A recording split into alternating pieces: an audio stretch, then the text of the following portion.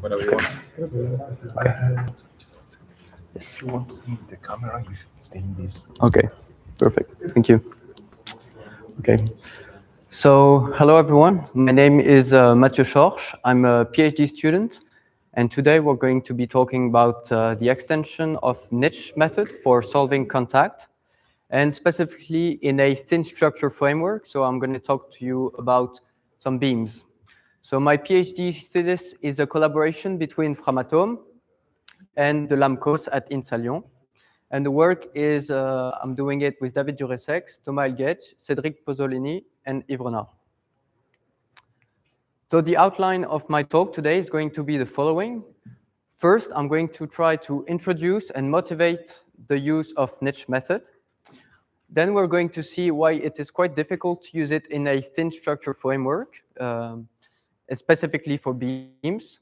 And so our idea, which I'm going to present today, is to enhance a classical beam model, which is the Timoshenko one. And we're going to see that we're able to write a niche formulation for a one-dimensional beam model. Then I'm going to show some numerical results, and we can conclude afterwards. So of course, Framatome is really interested to have some robust numerical methods to solve contact, as it is one of the primary sources of nonlinearity in mechanics. And specifically for thin structures, they have a lot of components that are modeled with thin structure. So one example are that are modeled with beam models. And so we have some numerical methods for contact that are able to handle these specific geometries. So this is the framework that I'm going to put myself in. So we're going to look at a 3D structure that resembles a beam. And we're going to look at a static classic mechanical problem in a finite strain framework in linear elasticity. But we want to, of course, respect contact conditions. So I just put them again, the Signorini conditions. So I'm not considering friction in this work. So we have, of course, the non-penetration condition. We have a specific sign on the contact pressure and a complementarity condition between both. And doing this, then it brings a new mathematical framework, which is a minimization problem under convex constraints. And we can write the elastic potential energy of the system right here. And to find the solution of the contact problem is to minimize the energy potential on a convex set. Here I called it K, where you impose the non-penetration condition inside the convex set. So the question we can ask ourselves is, how can we solve this minimization problem? And one satisfactory way is to impose the contact conditions in the weak formulation. And then we can use the classical methods that are known, for example, the penalty method, Lagrangian multiplier methods. And the last one, it's the one in which I'm interested in, is niche method. So let's look at some advantages of the niche method. First of all, I'm going to try to introduce how do you obtain it. So for niche method, we're going to start from Green's formula, in which we're going to make appear the normal contact pressure on the contact boundary zone of the 3D structure. And here you can see that sigma n is the contact pressure, but it's also defined from the Cauchy stress tensor, as it is the normal stress on the contact boundary. Then we use the following decomposition, where we make use of two new parameters. The first one is R. It is strictly positive, and we call it niches parameter. And there is another one. Here I've wrote it capital theta, and we're going to see just afterwards that specific values of this capital theta is going to make different variants of niche method. And so using this decomposition, we obtain the following equation. And now the main result for obtaining niches formulation is that we have an equivalence between the Signorini contact conditions and the specific relation, where we use the projection on R minus, which is the minimum, the negative part. And so using this relation, we have the consistency with the Signorini contact conditions. And so incorporating these gives the final niches formulation for an elastic contact problem. And as I said, in the previous formulation, choosing these different values of theta gives different variants of niche method. We have the symmetric variant and other specific ones. And the main advantages of the niche method is that it remains primal. So we do not introduce Lagrange multipliers. It is consistent with the non-penetration Signorini conditions. And under good regularity assumptions, we can prove optimal convergence. So these are all the reasons that makes us want to use this method. It's a good method for this. But there is a specific problem if we want to use it in a thin structure framework. Because the problem is that niche method, it introduces the contact pressure through the normal stress. Here I wrote it sigma n. And in thin structure models, the specific normal stress is often neglected in the sense that it is no longer directly available because the thickness in beam models, plate models, or shell models, it's a direction that is, of course, neglected. And so the link with the contact pressure is lost. And there are specific works that showed that the classical models, so this work was for plates, they showed that the classical models, for example, Kirchhoff-Love plate model or Minlin-Reisner plate model, was not kinematically rich enough to obtain a niche formulation. And specifically, they showed that deriving from the 3D problem, applying the kinematic assumption of these plate models, niche formulation falls back to a penalized contact formulation. And we did the same observation in the framework for beams. We did the same observation for Euler-Bernoulli and Timoshenko beam model. And our idea was therefore to enhance the kinematics of the Timoshenko beam model in order to be able to describe some strains and stresses through the thickness of the thin structure, and in my case, the beam. So this is what we call a pinch-enhanced Timoshenko beam model. So here, I'm just presenting the enhancements that we chose. So as you can see here, I wrote the Timoshenko beam kinematics, where you have 3 displacements and 3 specific rotations of the cross-section. So we have the classical assumption of the beam kinematics. So the cross-section remains plane under deformation, but Timoshenko beam model allows some rotation between the neutral fiber and the cross-sectional plane. And so we took this kinematics and we enriched it with linear displacements inside the cross-sectional plane. So now we are able to account pinching effects, so variation of the cross-section width of the beam. So this is why we call it a pinch-enhanced Timoshenko beam. And therefore, if we describe some new strains, because now the strain inside the cross-section is no longer 0, we need to do specific assumptions on the stresses. And of course, our main objective is to be able to describe some normal stresses inside the cross-sectional plane, because we need it in order to write a niche formulation. So what we did is that we now, contrarily to classic Timoshenko beam model, we allow non-zero normal stresses inside the cross-sectional plane. But we do a specific assumption. We choose them to be constant inside the cross-section. I'm going to go back to this in a few slides. It showed that it was a really important assumption.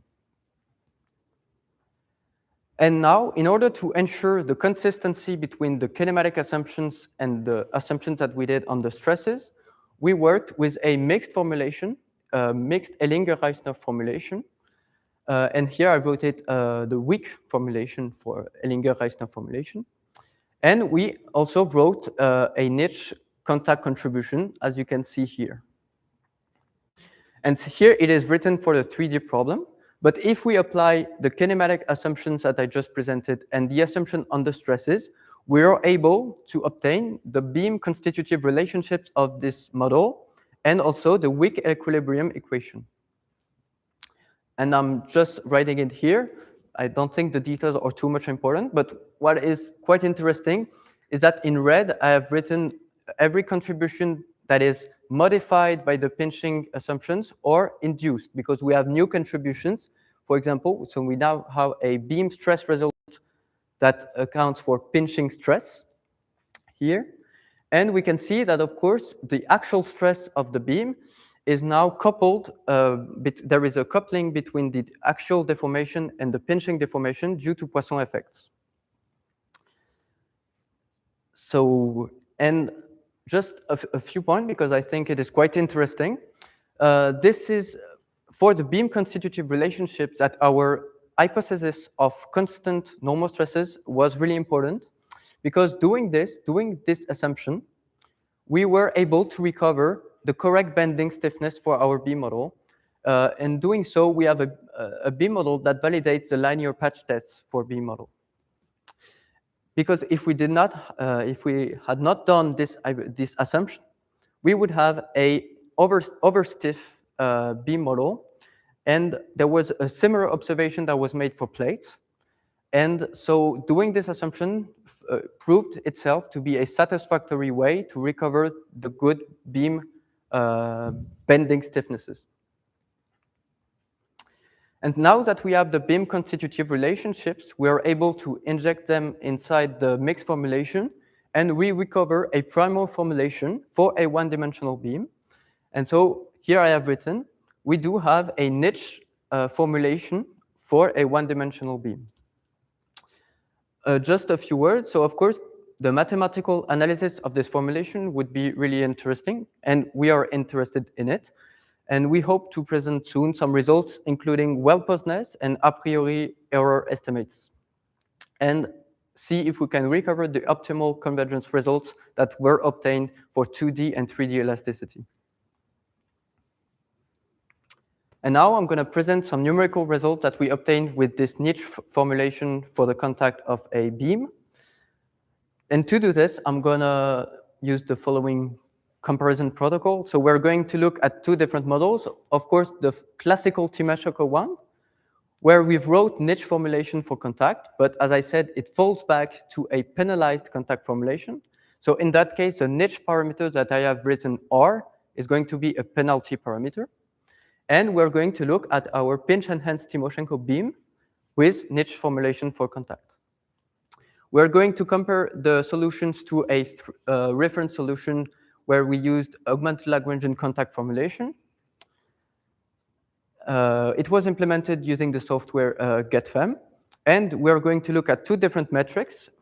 First thing, we're going to look at the relative L2 error on the strain components that are described by the Timoshenko classical kinematics in order to have to look at the same metrics between both models. And we're also going to look at the error on the linear contact density force. So why is it linear? It's a good metric for a contact pressure, but for a beam. And the objective, of course, is to identify which beam model can go closer to the reference 3D solution. The test case that I'm going to present today is going to be a free beam that is in contact with a parabolic obstacle, where we apply a uniform transverse pressure on the upper face of the beam. And just for visualization, this is how the linear contact density force looks like. Here I plotted it on half of the beam, but just for visualization.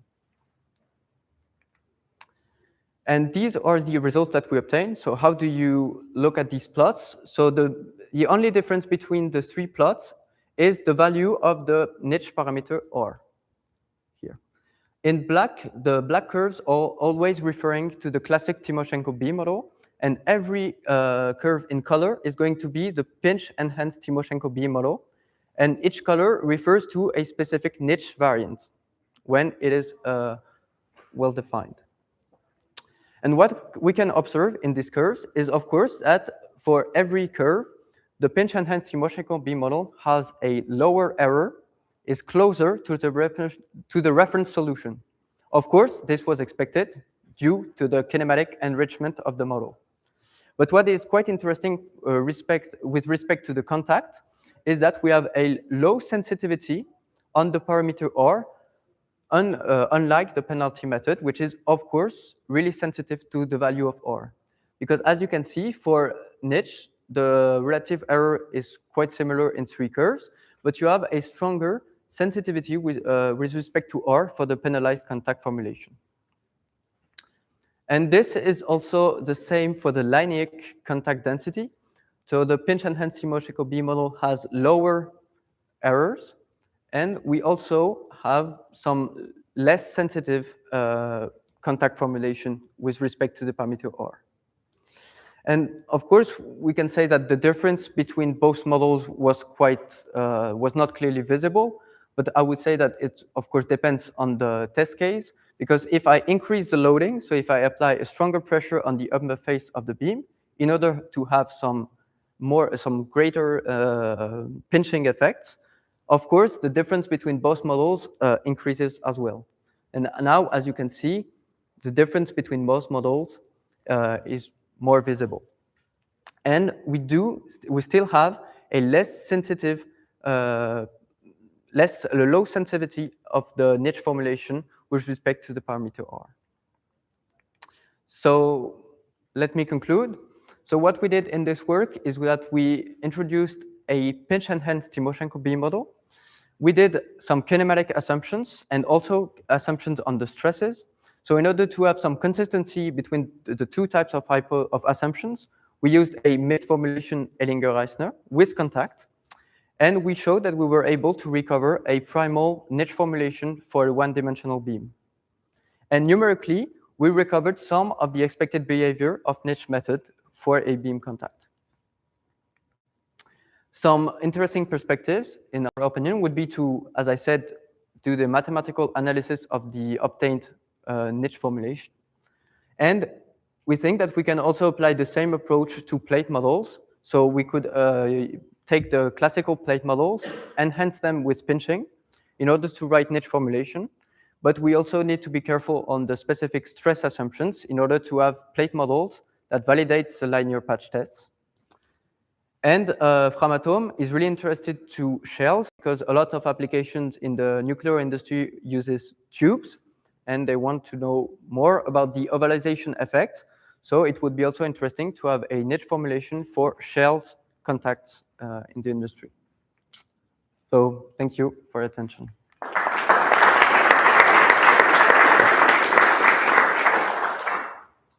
Thank you very much for your very interesting talk. The talk is open for discussion. So if you have questions or remarks, please. Yeah, very interesting. Thank you very much. The basic Timoshenko beam to finite elements with this tends to lock. What kind of shape function can you use for the lock? Yes, so for the shear locking, we used similar techniques as for the classical Timoshenko beam model. So we used a selective integration for the shearing part. So did you use higher order elements or low order elements? I mean, you can also have sort of cubics or displacement and quadratics or rotations, or did you use quadratics? I used the same order of elements between the displacement and the rotation, but I did the integration on a single point specifically for the shearing part. Yes, I would say so. But it was a good way of not having shear locking in that case. Yeah, yes, true. Yes. Yes, please. Of course, this is really an important thing to consider, but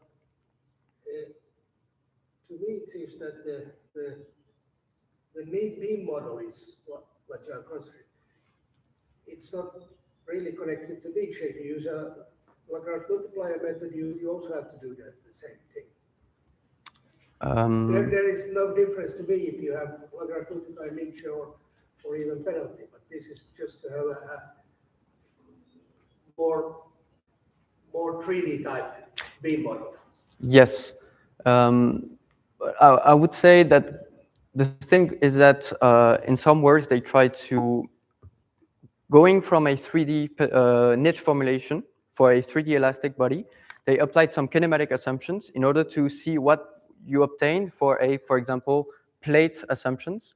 What was the niche type formulation that you obtained? And if they did this, they found out that you you only have penalized contact formulation.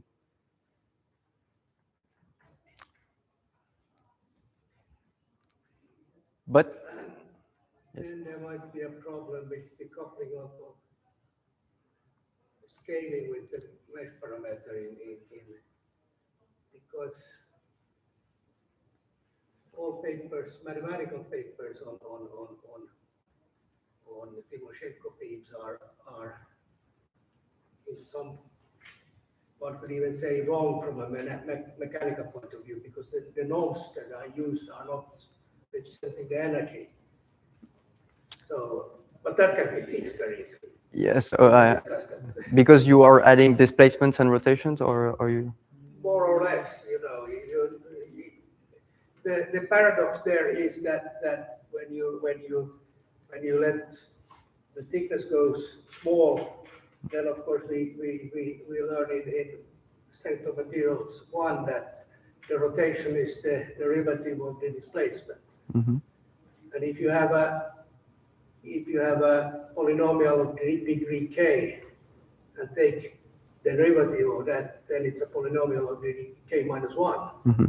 But still, you can get a method working using the same polynomial degree. So that's Okay. that's something an engineer cannot understand. Okay. Okay. Yeah. Thank you very much. Thanks. If there is no other question or comment or remark, then we should thank our speaker. Thank you. And I should invite Tiago Silva Sabino, welcome, who is going to speak about a mortar-type computational approach for the simulation of wear in the presence of third bodies and transfer field. So as soon as we get ready, the floor is yours. Thank you very much.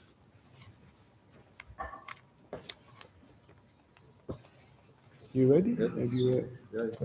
It's a little bit heavy. It's still loading. Okay. Just like to stay in the square. Stay here. Stay here. Okay.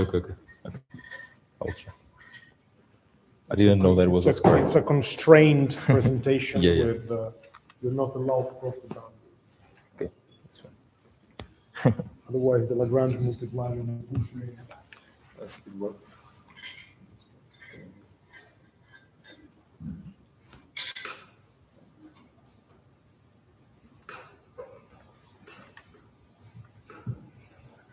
Yeah.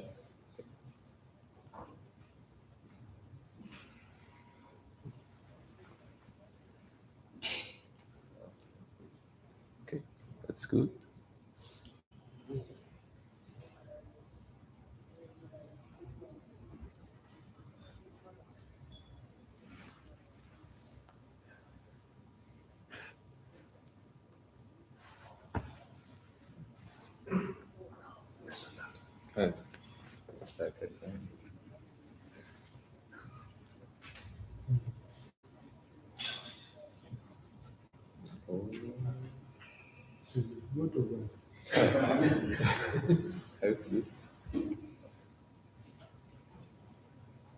Maybe I can write some notes. I don't know. The old way. Trust.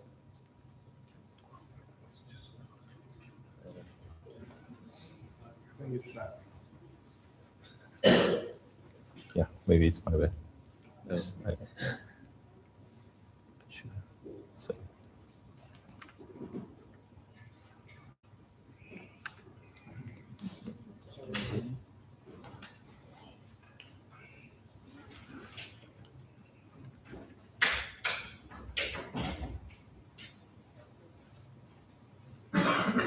No. All right. Let me Sorry check. about this. And yes, Okay. please. Can I start? Yeah, sure. So, I hope that this works.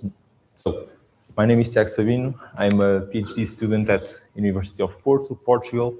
And as I was introduced, thank you very much, I will be talking a little bit about some preliminary computations using mortar method for wear, but in the presence of third bodies or transfer films. So, why are you interested, first of all, in third bodies and transfer films? Back at our university, we are interested in studying self-lubricating systems in a project that we are working on. And self-lubricating systems are particularly interesting, not just because they allow for some friction and wear reduction. They can also work at a several wide range of temperatures and pressure, but mainly because they allow for some low maintenance and very extended lifespans, because as the name implies, they don't need lubrication or they self-lubricate themselves. So for these reasons, they find some applications in very diverse fields, from aerospace to space industry. They also are used in some gearboxes for renewable energy on turbine blades, but they also are used in medical devices, for instance, because of their noise damping abilities, so kind of useful. But why this happens? This can be simply explained by a simple pin-on-disc setup. So if you have like a polymer disc, a composite polymer pin and a metal disc, if we do like just a basic setup, a pin-on-disc setup, after just a few cycles, what we see is that on the wear track, there is being formed a third body or a transfer film.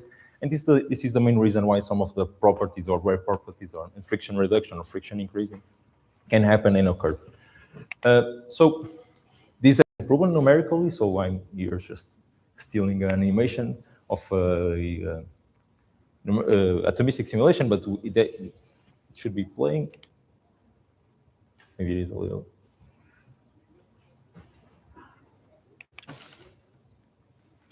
Is it frozen? Okay, I skipped too many slides. So, but the idea is that we have some numerical evidence from, for instance, some atomistic simulations, but also experimental evidence where we can clearly see, if we analyze the wear track after a pin-on-disc setup, there is the formation of a certain transfer film or transfer layer of material that is not steel, that was transferred from the wearing pin to the steel counter surface. So the idea of our work is just to get an initial numerical framework for simulating, not just wear, but wear accounting for the formation of third bodies in between, and how does this impact the wear rate and the friction coefficient increasing or decreasing over time. So regarding our models, we are using some very simple phenomenological models. We are using the FIB model after these authors, and the FIB BDM model, which is a certain modification that some authors have done to match some experimental results. They are all based on the concept of third body from Maurice Codet and Yves Berthier, so a very well-known concept from the tribology community. And the idea is that this is basically based on the so-called tribology circuit. So we have material that is being lost, which is our wear or source material.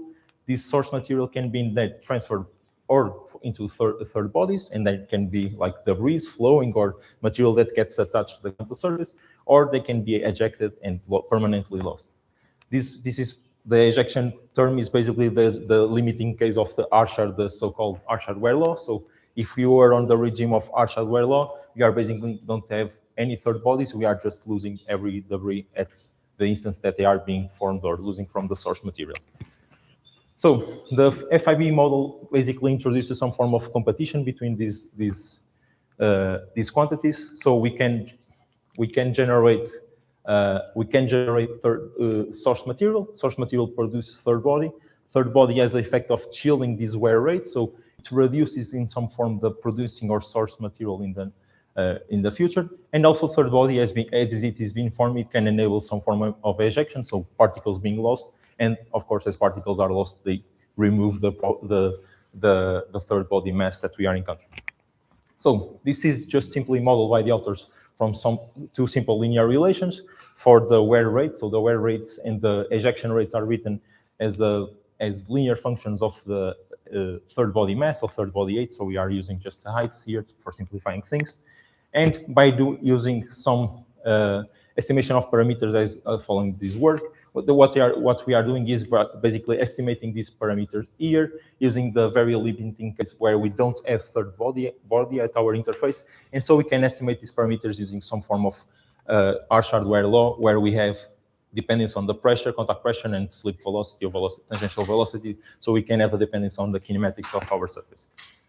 A second model that is being used or explored on top of these ideas from the FIB model is the FIB BDM model. And so the authors do not consider the particle ejection. They divide the third body into two layers. So the layer of transfer film, the layer that is attached to the counter surface, and of some polymer debris that can float around. The mass balance then becomes source equals to the transfer layer plus the debris of polymer. We have some linear relation for the growth of the polymer, similar to the previous one. Similar estimation of the parameters using the Arshard-Ware law. And what is interesting in this model is that they introduce a variable coefficient of friction based on two limiting cases. For instance, at the beginning, if you have polymer metal contact, we have a certain friction coefficient. If we are forming some that transfer film at the end, we are more likely to have a polymer-polymer contact. And so we can have some modifications on the coefficient of friction based on this model and on the thickness of our transfer film. So this is the final system of equations, just very simple ODE to be solved in our code. So regarding the mortar-based formulation, we are just using standard dual mortar contact methods, so nothing new, at least even specifically for this community. So we have our discrete equilibrium equations, the mortar matrix appeared in the force vector. We have our discrete contact constraints. We are solving it using the primal dual active set strategy, so we are replacing the discrete contact constraints by non-complementary functions just to impose our restrictions. The interesting part is that we are using the explicit Ware algorithm, so also a classical thing to do with Arshard-Ware model. Several authors have tried this. And so the idea is that we are discretizing our Ware at each node in the non-mortar contact surface or slave surface. We are using a backward Euler scheme such that we obtain an explicit algorithm, so discretizing at the nodes, computing it explicitly. And what we do for correcting the Ware is just using the weighted gap correction. So we compute the weighted gap, and then we update it with the nodal Ware that we are computing at each time step, such that then we include this correction into our KK normal contact conditions, such that when we are evaluating contact, we have a slight offset. This approach has been used a long time, of course. This approach is known for leading for some overlapping meshes, so we cannot avoid that. But as long as the Ware is relatively small, which is for several Ware problems, we can work with this, knowing this limitation. So we perform a similar discretization for the FIB model, FIB VDM model. So just same backward Euler. Not going to spend too much time here.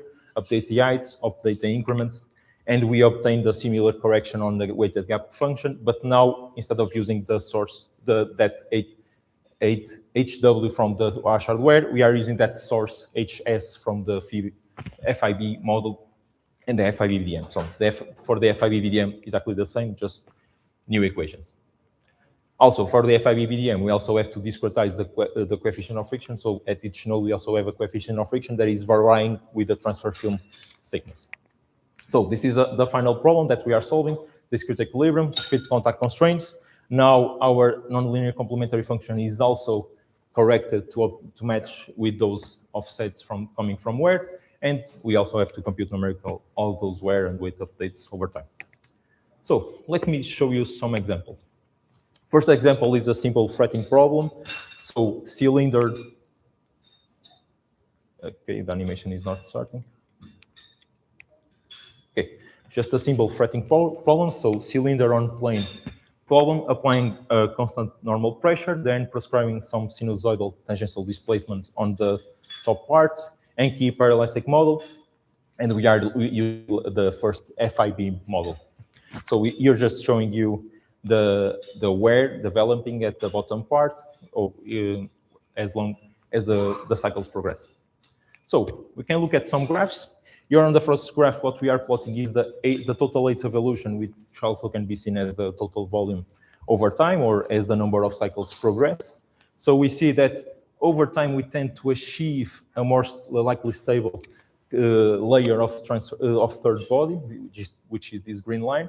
And we see that over time, we also tend to asymptotically have a linear evolution of Ware and a linear ejection as they are competing, but they asymptotically tend to equilibrium, and we form a stable layer of third body.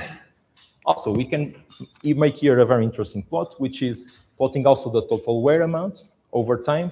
But what we are doing here is plotting with the dashed black line, the Arshard-Ware law, and with the full lines with different colors, several values using the FIB model, but varying this alpha E parameter. And this alpha E parameter is just basically the ejection coefficient, in the sense that as we increase this ejection parameter, we are tending to the Harshard-Ware law. So basically, if we have complete ejection, we are basically dissipating or losing all the debris, so we are no longer with third body in our contact interface. We are in the limiting of the Harshard-Ware case. So in a sense, the Harshard-Ware case is the limit of this new model when ejection is very high. In the last graph, I can show you is just two simple illustration of the wear scar or the wear profile. So wear profile over the x coordinate for two time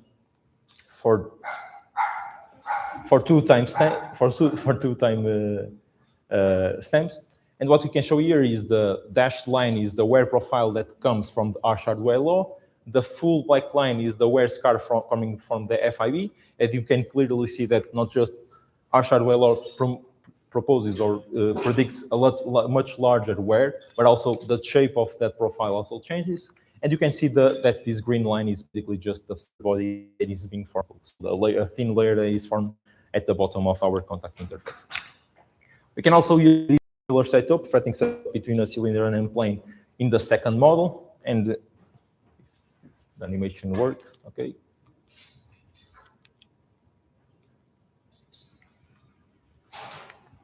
Okay, I want to play the animation, but the animation is not playing. So let me wait.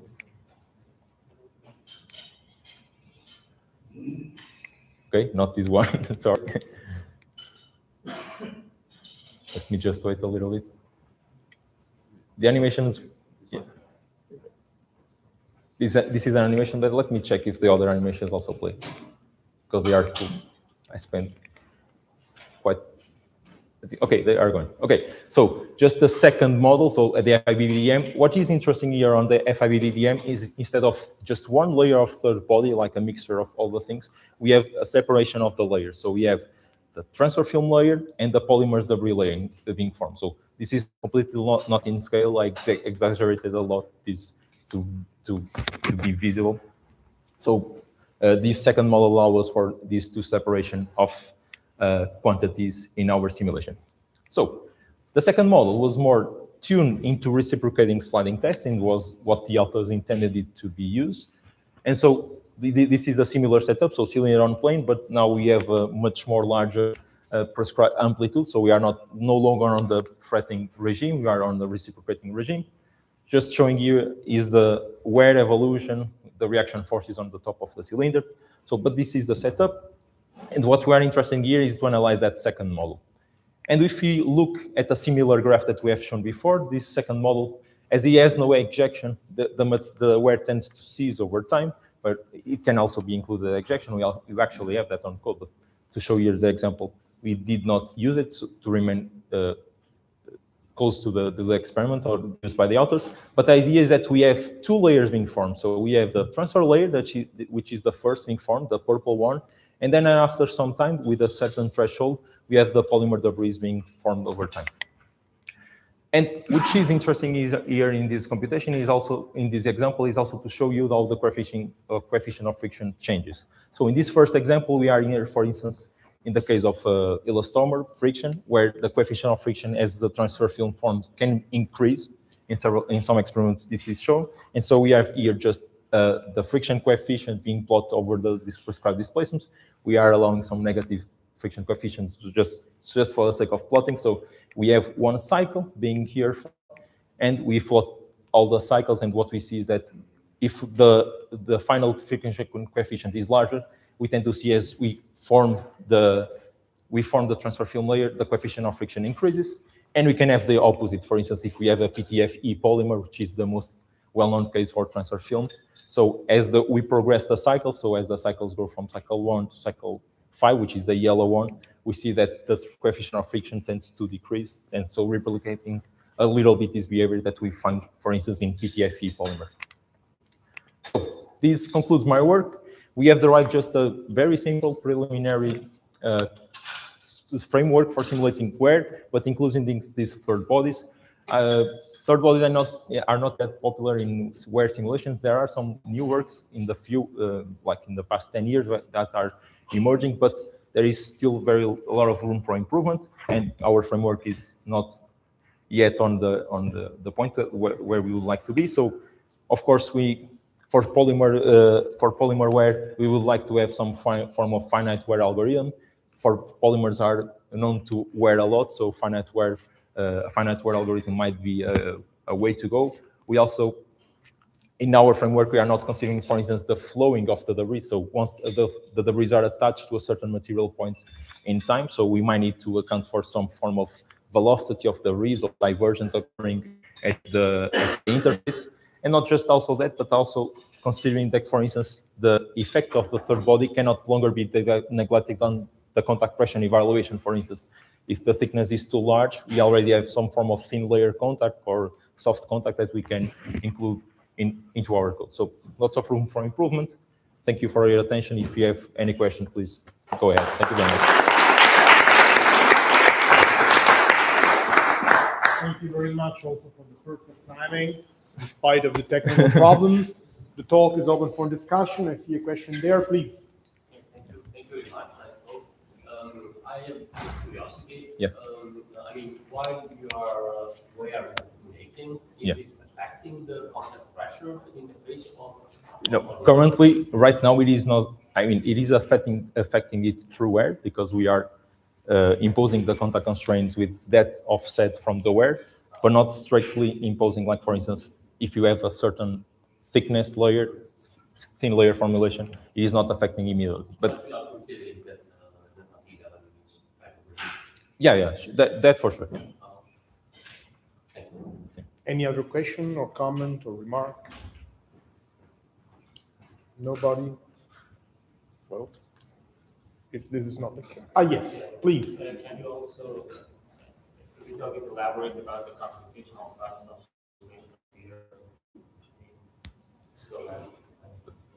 With visco, we didn't use viscoelasticity, but if we have used, I'm not sure. We have viscoelastic models available with our code, but to be honest, I never tried. But I would assume it will be more expensive always, but not more expensive that we have with plasticity. So probably.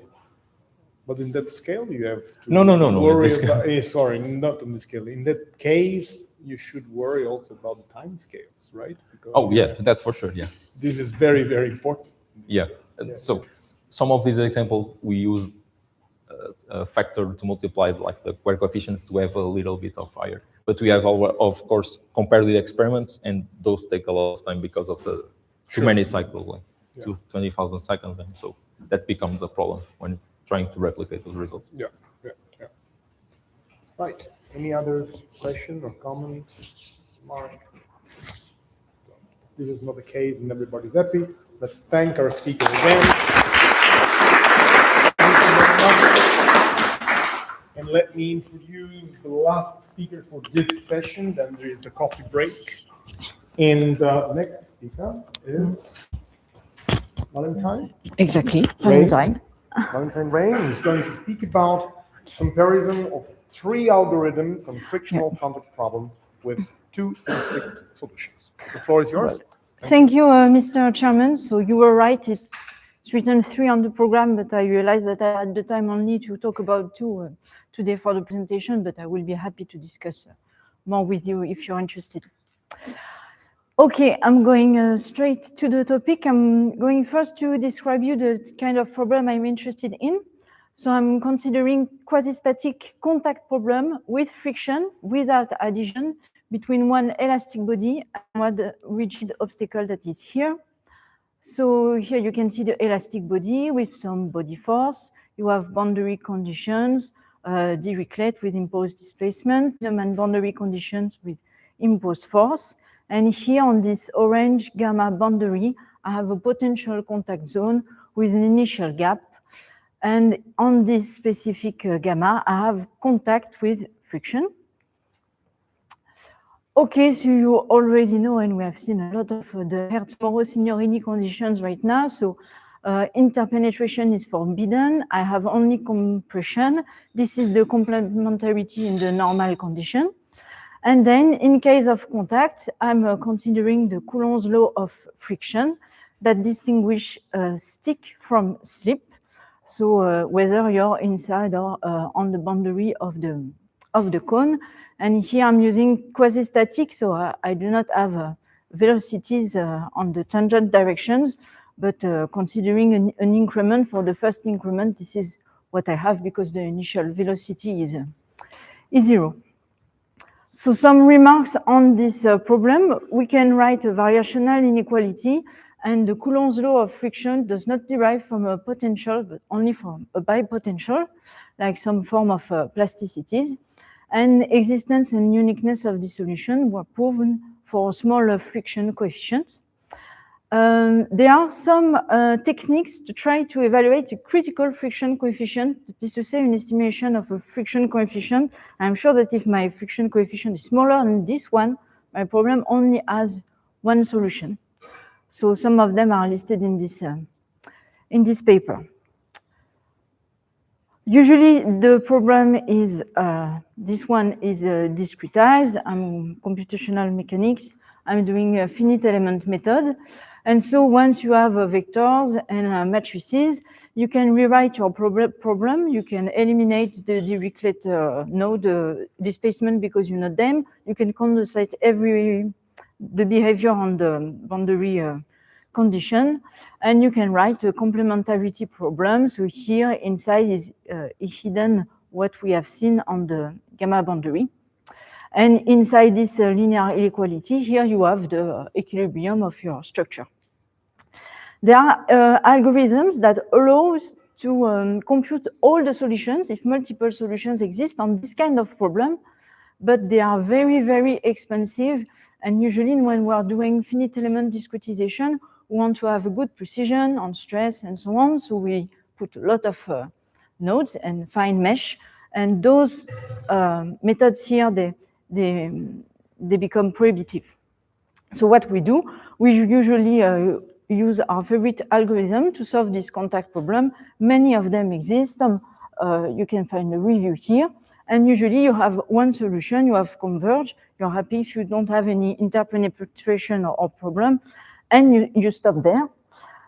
From this solution, some people try to see if they can use the tools from bifurcation analysis and bunches detection to see if they were missing a solution or not, but they are quite expensive and sometimes they miss solutions.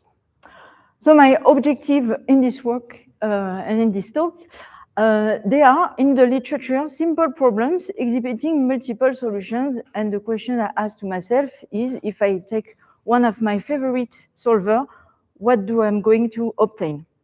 Stick solution, slip solution, no contact. So this is what I have done, and I also computed the bounds I told you about that enables me to know if maybe I have multiple solutions or not.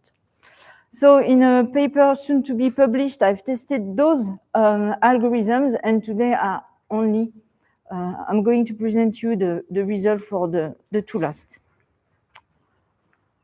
So I start with the niche method, but since we had a great talk at the beginning of this session, I'm not going into too much details. So at the beginning of the session, it was niche with a unilateral contact and no friction, but the authors have extended it to friction with Coulomb. So here you recover the negative part that was presented before. And here on the tangent direction, you have this J function with a projection. So this is the problem we have to solve. On the left-hand part of the equality, you have terms that are really standard in linear mechanics with elastic energy and the work of the imposed force. And here you have the terms coming from niche formulation. So here there is the little parameter, scalar parameter kappa, that the user has to choose, and the user also has to choose how to solve this. And you can use a generalized Newton algorithm. So it's generalized because actually the problem you want to solve is not twice differentiable. So, but it's not a problem. Still, you can do a Newton algorithm. As highlighted by the first speaker, what is nice is that you only work with displacement. As soon as you have a constitutive relationship to compute the stress from the displacement, it's okay. And so no Lagrange multiplier, quite easy to code on your computer. And once again, you need to define your stopping criterion of your algorithm.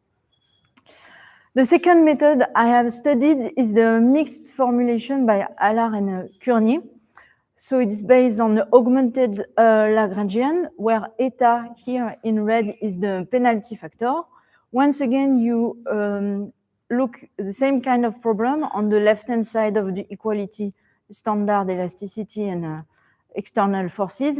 And here you have the forces that are on the contact boundary with lambda n and lambda t. And here you also have the other part of the problem with this eta parameter also. You see that there is another function j with the, once again, negative part. So they really look alike if we compare them, sorry. But it's not the same. Here you may think that I have both displacement and things that may appear as nodal reactions, but actually this first equality here is linear with respect to the displacement u. So at the end, you can eliminate those degrees of freedom, only work on nodal reactions. So it's quite nice. Once again, you use a Newton generalized Newton algorithm, and you need to do initialization and stopping criterion. Okay, now I'm going to present you the problem I've been working on. So it's a problem that was published some years ago. Here it's a triangle. So the triangle is my elastic body on a rigid obstacle. So the initial gap is 0. On the left-hand side here, I have a constant force F. And on the right-hand side, BC, here I have imposed displacement. So actually the displacement of node B is 0, it's clamped. And those are the material parameters value for isotropic elasticity. You can see that both loading and imposed displacement are parameterized with a scalar alpha. And in this paper, the authors have written that if the friction coefficient mu is strictly smaller than 3, the only solution is no contact. And it's represented here, so the scale is wrong, but you have the ID. And you have the analytical formula for the solution, and it's linear with respect to space. They have shown that for mu is equal to 3, there are 2 solutions, stick and no contact. And so the stick contact is, you also have the analytical solution. So I verified this using one of the methods that was able to solve and obtain all the solutions of the linear complementarity problem. And I found, like the authors, those 2 solutions. If mu is equal to 3, if mu is smaller, I get only this one.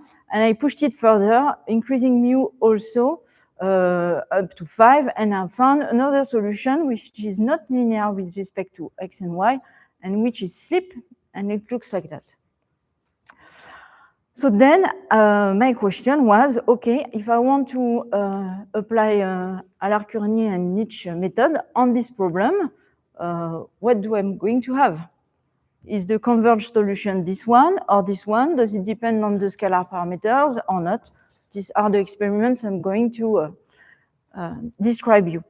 One just small remark is that you see here, since the solutions are linear, actually, I discretize with only one triangle, linear shape functions. And so I was happy. My finite element space was okay to recover those 2 solutions.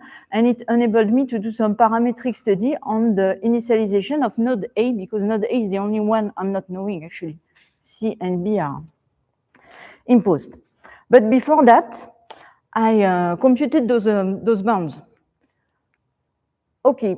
So the 2 bounds I tried are explained in this paper. They are coming from former articles. So the first one is based on the P matrix property. You have this matrix multiplied by this matrix, which is also a matrix. If this matrix is a P matrix, then the solution of the problem is unique. So here, what is hidden here is just the Schur complement of my problem. So once you have your stiffest matrix, it's super easy to obtain that. Here, it's an interval inside the matrix. Actually, if the P matrix for minus mu and the P matrix for mu, so if this matrix, you remove the interval, you test with minus mu and you test with mu and you obtain both P matrix, then it's okay. And being a P matrix means that all real eigenvalues of the matrix and of all the submatrices are strictly positive.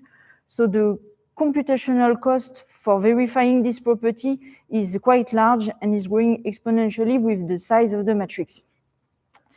And another bound was obtained like that with the C parameter, which is the solution of an optimization problem, which involves also this Schur complement matrix. So I have done the computations with the two criteria here, and NC here is the number of contact nodes on the interface, so potential contact nodes. So NC is equal to 7. That means that I have 7 triangles on my boundary gamma. And I realized that both bounds do not give the same value, and the value strongly depends on the discretization. So as a user, if I'm saying, okay, I have those results, I'm trying to see if I can realize something is going on, I need to maybe look for another solution. And that's very informative because the exact value at which we have 2 solutions at least is mu is equal to 3. Okay, so results for niche formulation with friction coefficient mu is equal to 3. So I have 2 solutions, either free or stick. And what I did is I changed the kappa parameter. I have tested many values. And I also tested many initializations for the displacement of node A. So if I initialize with the displacement of node A that is 0, 0, actually I'm initializing with the stick solution. So the algorithm finds stick always. Here I put in green because I'm doing the initialization with the free condition, and I have free. And then just in blue here, it's the potential, the one for mu is equal to more than 3 sliding solution.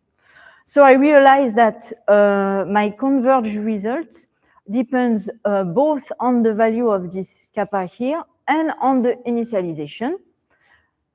So here, when I write stick on the table, it means that I compute the energy norm between my converged solution and the analytical known solution, because I have it, it's there. Okay, and then I wanted to do a finer mesh to see what was going to happen. And I did more elements and a random initialization, so a uniform law between a minus 0.5 to 0.5. And what I obtained is that mainly it's the free solution, so no contact that I obtained with small values of kappa, and a stick solution with larger values of kappa. So I did the same with the Allard-Curnier formulation. Now the initialization is a dual type of variable since it's a nodal reaction. Once again, if I do an initialization that coincides with one of the exact solution, I stay to this solution. And otherwise, once again, the result depends both on the initialization and on the eta value. And I stop the Newton when it reaches 10 to the power minus 10. So I'm quite demanding. And then I increased the number of elements and realized that always the free no contact solution was found by my algorithm. I did also for mu is equal to 3.5 because I wanted to know if the 2 algorithms were able to find this sliding solution. And so niche formulations manages in finding it, especially for large value of kappa. Here, those values are the energy norm with respect to the slip reference solution. And you can see that for a finer mesh, slip solution is very not likely to happen only once. So I did 100 simulations, maybe it was not enough to obtain statistical converged results, but this is what I did. And slip solution was found also with the Alar-Curnier formulation, but never with a random initialization.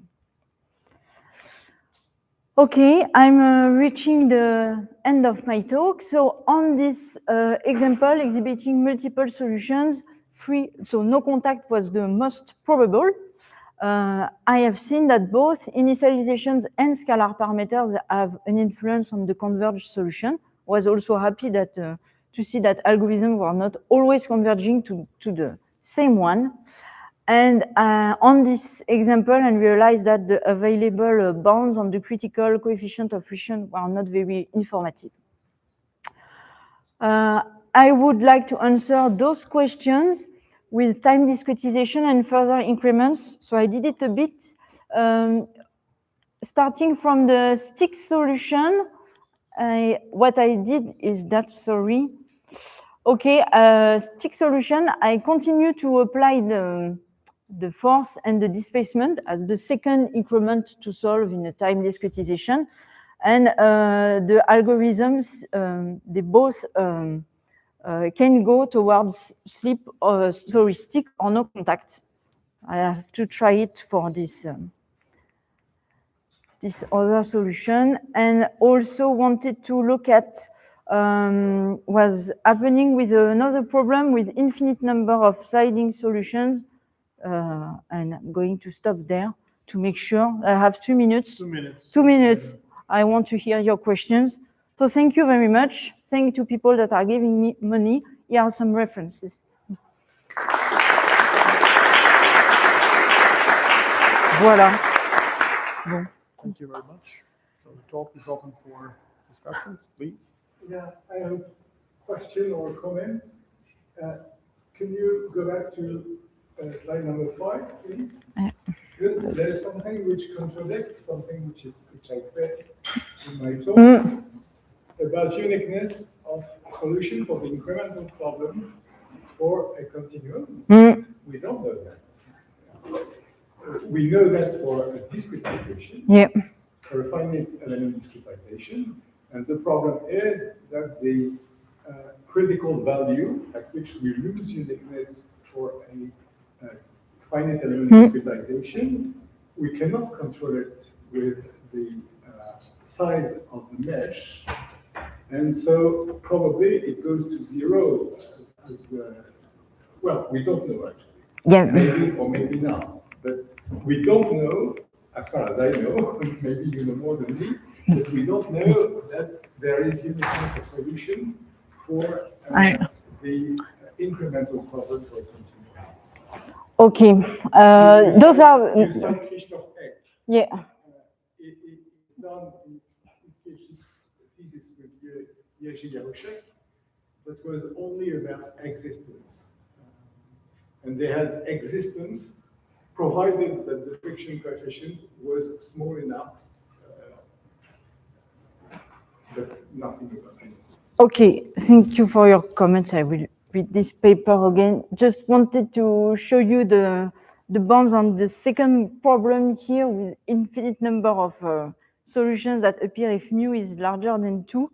And actually, when I compute the bound for the second one, it does not seem to depend on the discretization. So. Yeah, but mathematically, we don't know what happens with when you refine the mesh about that mu. Maybe there is uniqueness for the continuum, but we have no proof of that. And no counterexample of multiple solution. We simply don't know for the continuum. So if there is uniqueness for small friction coefficient in the case of the continuum, we could expect that your bounds is going to a finite value as the mesh is being refined. But up to now, I think we don't know.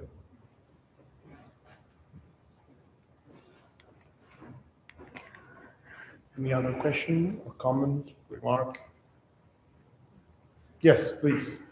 So if you consider a coefficient restriction less than 3, yes, you get with your bound and computational your arms. Yes. If you try to check that discrete resolution is just by fixing contact status, you fix contact status, sleep, or take off, and then you try to solve this nonlinear system. Try to see if you get this resolution like that or not.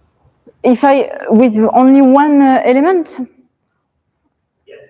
Because if I fix what's happening at the point A with only one element, I have nothing left to compute. But did you have a solution or not? With A is equal. I don't want to fix the value of this equation. Okay. Contact status. Say that, okay. So I have different contact status, sleep, stick, or take off. Okay, so actually it means I decide to clamp here. It means tick. Then I solve a problem with a boundary condition here, 0 Dirichlet. Yes. Yes, I get this. Okay, so you find the solution like Exactly. that. And if I put it with a free boundary Neumann, I have this one.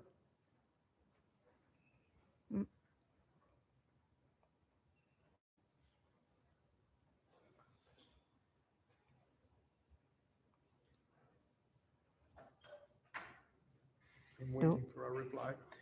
No. If there is no reply, or if there is no other question or comment or remark, I should invite you to go to the coffee break. And I was told to remind you to come back here for the last session of today at 16:50. Is that correct? 16:50. Thank you very much.